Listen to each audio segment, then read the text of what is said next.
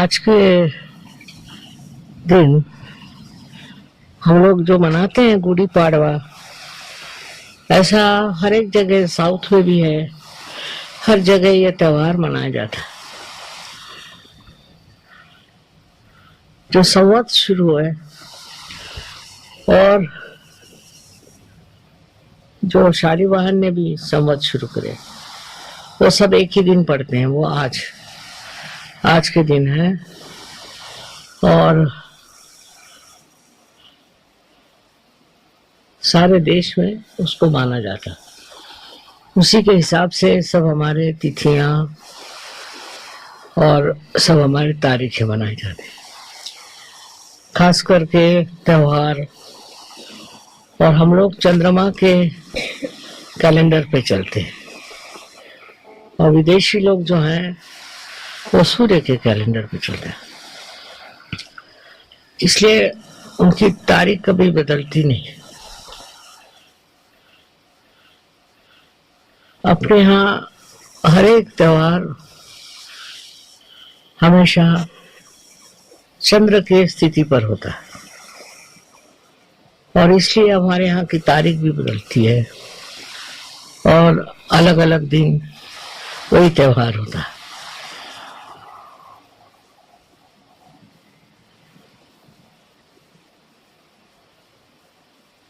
इस प्रकार चंद्रमा का जो हम लोग बहुत मान करते हैं और उसके अनुसार जो हम अपनी सब तिथियां मानते हैं, उसका कारण ये है कि चंद्रमा का असर मनुष्य पे ज्यादा होता है, सूर्य का नहीं होता। और चंद्रमा के साथ जो और ग्रह है, उनका भी असर मनुष्य पे होता है। इसलिए चंद्रमा को ही हम लोग मानते हैं और उसी के अनुसार हम अपने जो भी त्योहार हैं या जो भी तिथियां हैं वो मानते हैं।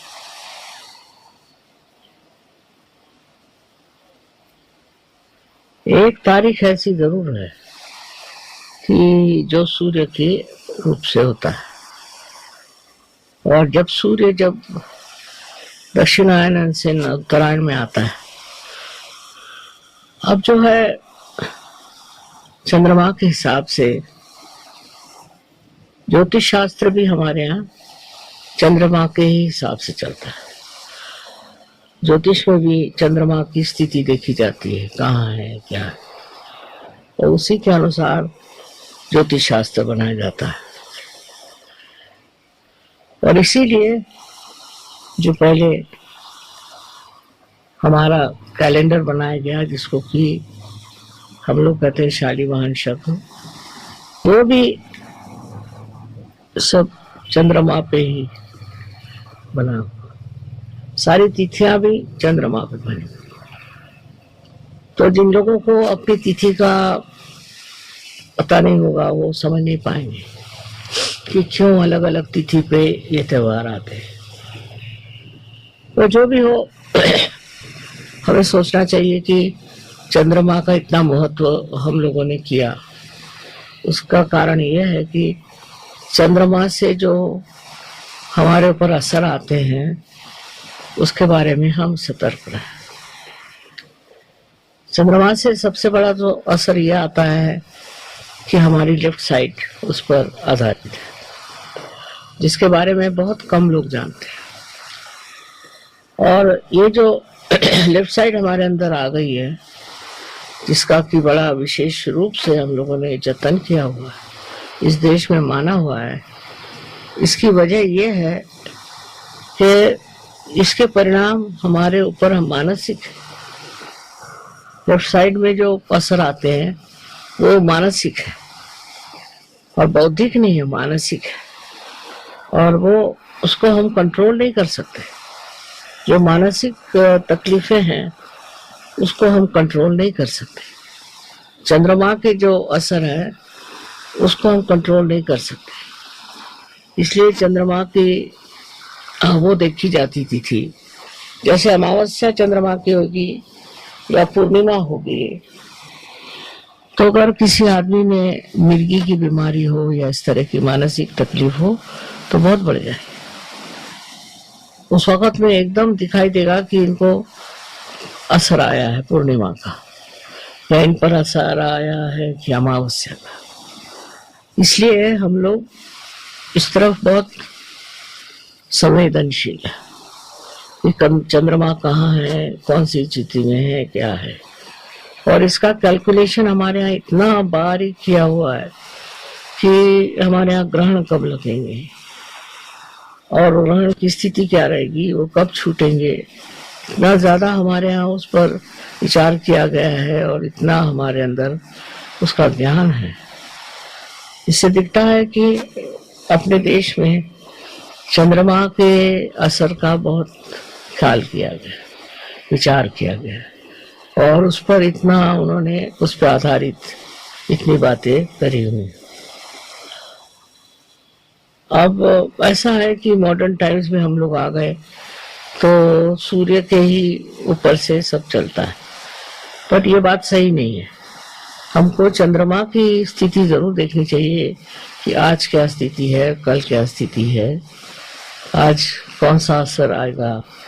ये बड़ा गहन विषय है जिसके बारे में जानना चाहिए और अपने देश में इसके ऊपर बड़ा विचार किया गया। अब आज के दिन जो इतना माना जाता है वो नववर्ष है, इसलिए ऑल्सो चंद्रमा के आगमन है, चंद्रमा का आगमन है, इसलिए भी आज का दिन माना जाता है। इस दिन जो गुड़ी पाड़वा कहते हैं जिसको, कि एक लोटे के अंदर एक पटाखा लगा के और पटाखे का डंडा वो जो लोटा होता है उसमें लगा देते। अब ये जो लोटा होता है ये रिप्रेजेंट करता है कुंडलिनी और उस पे समर्पित होकर के किया। शालीवाहन लोग जो लोग थे वो देवी भक्त थे और कहा जाता था कि ये देवी को शाली देते थे, शाल देते थे। और पर वो 7 वाहन भी कहलाए जाते शुरू में, क्योंकि वो 7 चक्रों को मानते थे, इसलिए उनको शालीवाहन कहते हैं। बाद में बदल गया, पर है 7 वाहन और 7 वाहन से अब शालीवाहन हो गए। और शालीवाहन के प्रतीक कोई बनाते हैं, ये गुड़ी खड़ी करेंगे। गुड़ी माने जिसको कहना चाहिए कि झंडा है, वो प्रतीक रूप, और उसके ऊपर में एक जो लोटा होता है उसका भी एक पर्टिकुलर शेप होता है, उससे होता है। वो भी कुंडलिनी का द्योतक है, तो वो कुंडलिनी के पुजारी थे, कुंडलिनी को मानते थे, इसलिए उन्होंने वो चीज इस तरह की बनाई है।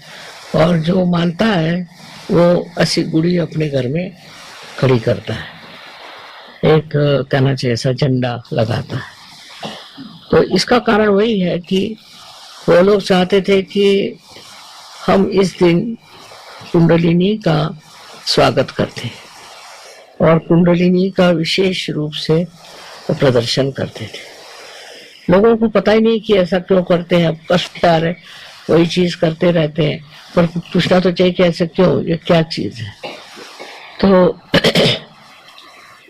क्योंकि वो 7 वाहन थे, 7 वाहन को मानते थे और कुंडलिनी के रक्षक थे, कुंडलिनी की पूजा करते थे, इसलिए उन्होंने इस तरह से अपना नववर्ष शुरू किया। और नववर्ष में उन्होंने ये द्योतक मतलब ऐसी मनाया कि एक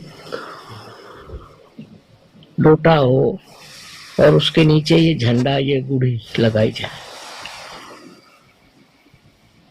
यहाँ इस चीज को इतना मानते नहीं और कोई जानता भी नहीं है, पर संवत्सर भी जो छपता है यहाँ विक्रम, वो भी आज ही से शुरू हुआ है।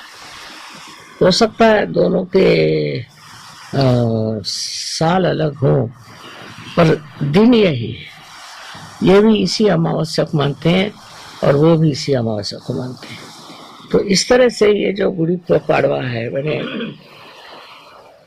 ये जो चीज है ये सभी दोनों इसमें माना जाता है। अमावस्या नहीं होती, प्रथमा जिसको कहते हैं पहला दिन, वो है आज। इसीलिए आज चंद्रमा वगैरह कुछ नहीं, आकाश में पूरा अंधेरा है। पर हम लोगों को जानना चाहिए कि हमारे देश के अंदर ये क्यों होता है और उसके अंदर इसकी क्या विशेषता है। जब तक हम लोग अपने देश के बारे में नहीं जानेंगे, हमें उसके प्रति आदर, उसके प्रति में प्रेम नहीं हो सकता।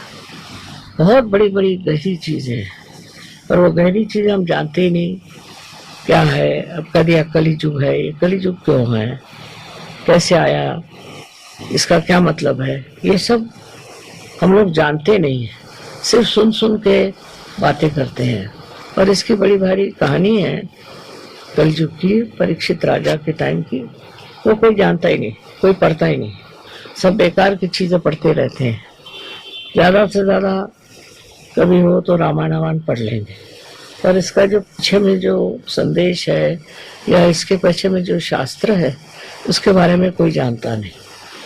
तो हम सहयोगियों को चाहिए कि हम जानें हमारे देश की जो सभ्यता है वो कहाँ से आई और किस तरह से हम इस स्थिति में पहुंचे, ये जानना चाहिए। क्योंकि उसको जाने बगैर हमारे अंदर यही परदेसी दिमाग आ जाएगा और उससे अहंकार और ये सब चीजें आ जाएंगी। बेहतर है कि समझ लें कि हमारे अंदर जो ये चीजें हैं वो कहाँ से आई, उसका क्या महत्व है, ये हम क्यों करते हैं। बस यूं ही अपना करते हैं सब लोग, तो हम भी करते हैं, ये बात ठीक नहीं, उसको समझ लेना चाहिए। ये मैं चाहती हूँ कि सब सहयोगी इसको जान ले, समझ लें।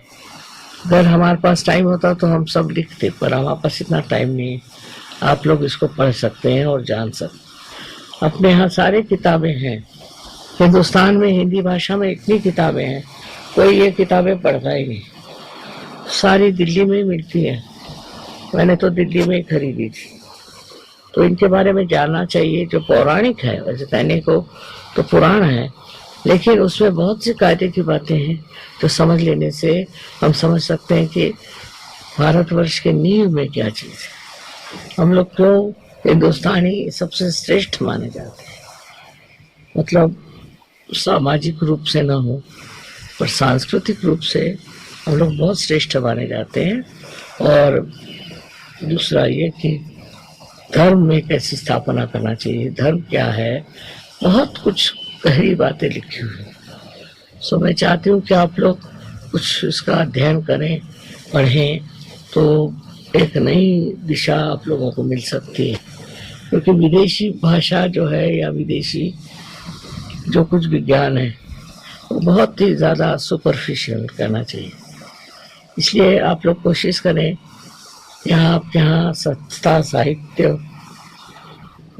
है ना, मैंने वहीं से बहुत सी किताबें खरीदी, पर सुंदर है दुकान थी, उसी दुकान से बहुत सी किताबें पढ़ी थी और लाई थी। बहुत सस्ती मिलती है, पैसा नहीं लगता, पर टाइम चाहिए पढ़ने के लिए।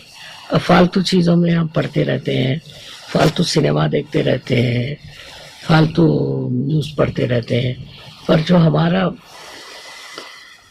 अध्ययन होना चाहिए वो बहुत गहन और ऐसी चीज़ों पे होना चाहिए जो हमारे पास बहुत सालों से आएगी। आज का दिन बड़ा शुभ है। वैसे मेरी इतनी तबीयत अच्छी नहीं थी, पर मैंने कहा कि अब ऐसे शुभ अवसर पे क्या करें, पूजा में तो जाना ही। अनंत आशीर्वाद है।